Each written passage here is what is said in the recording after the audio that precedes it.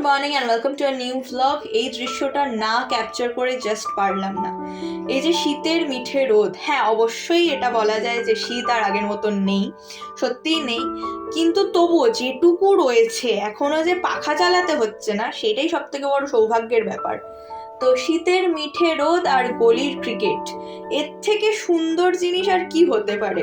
বিশেষ করে আমরা যারা পাড়া কালচারে বড় হয়ে ওঠা ছেলেমেয়েরা, তারা যখন বাড়ি ফিরি, মানে আমি কলকাতায় থাকি কিন্তু যারা যারা কলকাতায় থাকে না কর্মসূত্রে, তারা সবাই বাইরে, তারা যখন বাড়ি ফেরে এবং এই মোমেন্টগুলো রিক্রিয়েট করার চেষ্টা করে, তার থেকে সুন্দর বোধহয় আর কিছু হতেই পারে না।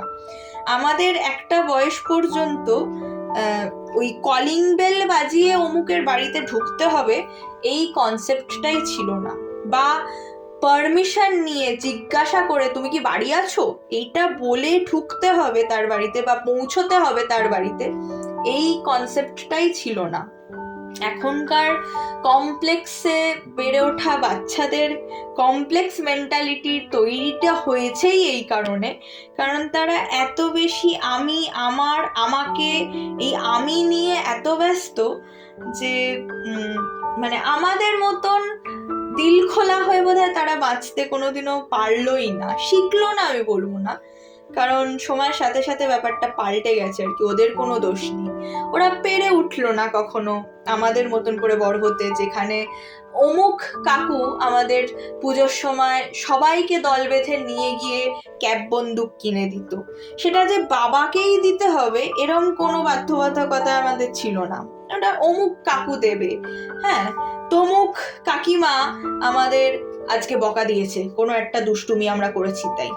সেখানে আমাদের কোনোদিন মনে হতো না যে মা থাকলে হয়তো এতটা করা হতেন না। হ্যাঁ, অমুক কাকিমা বলেই বকেছে, মা তো হলে তো বকতো না, এই ব্যাপারটা আমাদের কখনো গড়েই ওঠেনি। তো যাই হোক, সোলো ডেটে গেছিলাম এবং জমিয়ে খাওয়া দাওয়া করেছি। আর আলদো কতটা পছন্দের একটা জায়গা সেটা তোমরা অলরেডি এতদিনে জেনেই গেছো। তারপরে বাড়ি এসে দেখলাম বাবার চা করা হয়ে গেছে, কারণ আমি বাড়ি এসে জামাটাও ছাড়তে পারিনি, তোমরা দেখতেই পাচ্ছ, চেঞ্জও করিনি, কিচ্ছু না। তবে এসে দেখলাম বাবা চা করে ফেলেছে, তাই জন্য চাটা খেতে বসে গেলাম। আর এই যে মিনি বানটা দেখতে পাচ্ছ, এটা হচ্ছে আসলে একটা বেকারি বিস্কিট, যেটা বাবারা ছোটবেলায় বর্ধমানে অনেক খেত, এবং সময়ের সাথে সাথে যা হয় পুরোনো জিনিসগুলো সব হারিয়ে যাচ্ছে, সেরকম এই বিস্কিটটাও হারিয়ে গেছে, অলমোস্ট বিলুপ্ত প্রায়। তো দুদিন আগে বাবা বাজারে গেছিল এবং সেখান থেকে দেখতে পেয়েছে একজন এসছেন বর্ধমান থেকে এই বিস্কিটগুলো বিক্রি করতে, কোনো দোকানে নয়, উনি নিজে থেকে এসছেন এবং কলকাতায় বিক্রি করছেন।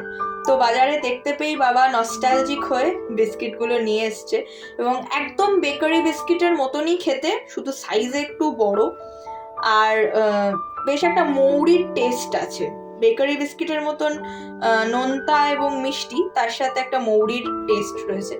তো তোমরা জানিও যে আমার আজকে নো মেকআপ লুকটা কেমন হয়েছে। যেহেতু সকালবেলা বেরিয়েছিলাম তাই জন্য একদম হালকা পাতলা মেকআপ করেছিলাম। আর রাতে ছিল 2টো রুটি, ছানা ক্যাপসিকামের তরকারি, ওদিকে রয়েছে 1 গ্লাস দুধ। ব্যাস, আজকের দিনটা এভাবেই শেষ করলাম। দেখা হবে তোমাদের সাথে আর একটা নতুন ভ্লগে। টিল দেন টাটা, সবাই খুব ভালো থেকো, সুস্থ থেকো, সাবধানে থেকো। আর আমাকে জানিও তোমাদের কোনো ছোটবেলার এরকম মেমোরিজ থাকলে।